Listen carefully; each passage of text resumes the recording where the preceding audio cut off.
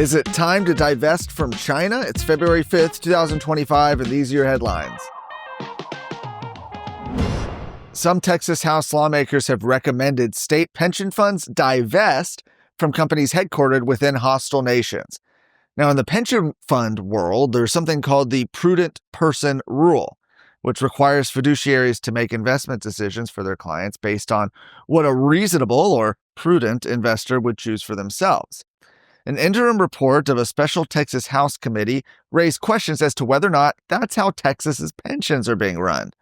This report found that American states have, according to recent estimates, invested $68 billion in China.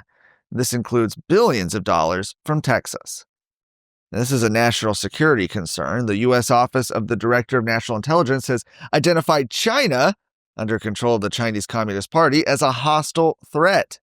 And Michael Lucci of State Armor, an Austin-based security firm, warned committee members that the CCP has shifted from a strategy of peaceful coexistence to one of attempting to become a leading global power.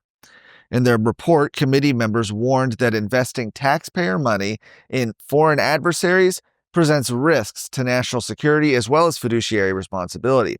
They point to issues of transparency, fiduciary duty, human rights, and financial risk, all of this coming together. And members of the Select Texas House Committee recommended 4 courses of action for the state this year. First, they said state lawmakers should ban the investment of taxpayer money in foreign adversaries.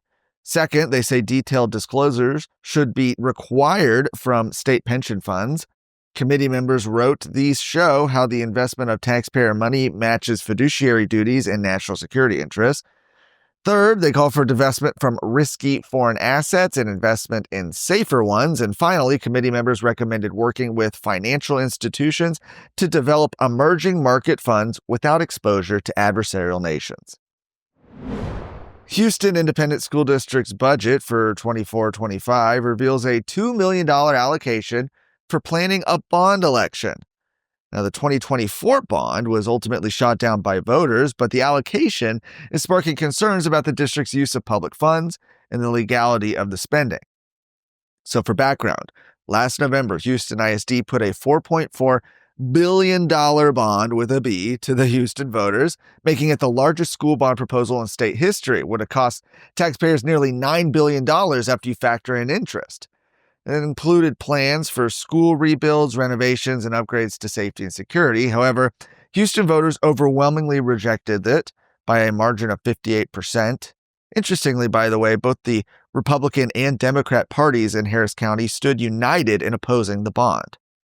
Well, a close look at the recent adopted budget for this school year reveals the cost of the bond, while it was being planned before it was ever presented to voters, estimates $2 million, specifically earmarked for relating to putting the plan together and hiring a consulting group to support the effort.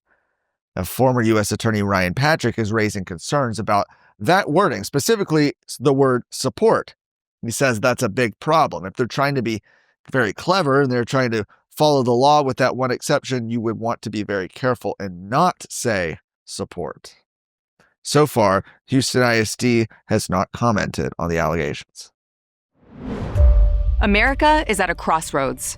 Now, more than ever, Texas must step up and lead the country. We don't have time to mess around. The only way to save America is with a strong Texas. You and I know this, but so do the enemies of life and liberty. Therefore, you and I have no choice but to stand up and fight. I'm Sarah Gonzalez, and to the enemies of liberty, I say, come and take it.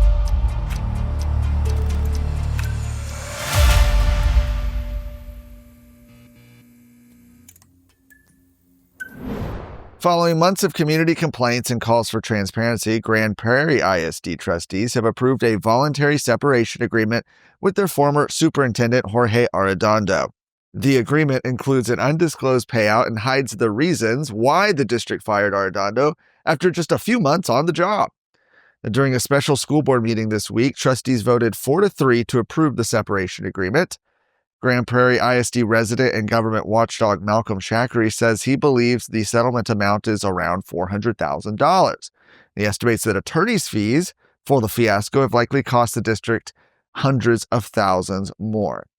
In addition, Arredondo has continued to receive his taxpayer-funded salary of $317,000 after trustees suspended him back in September.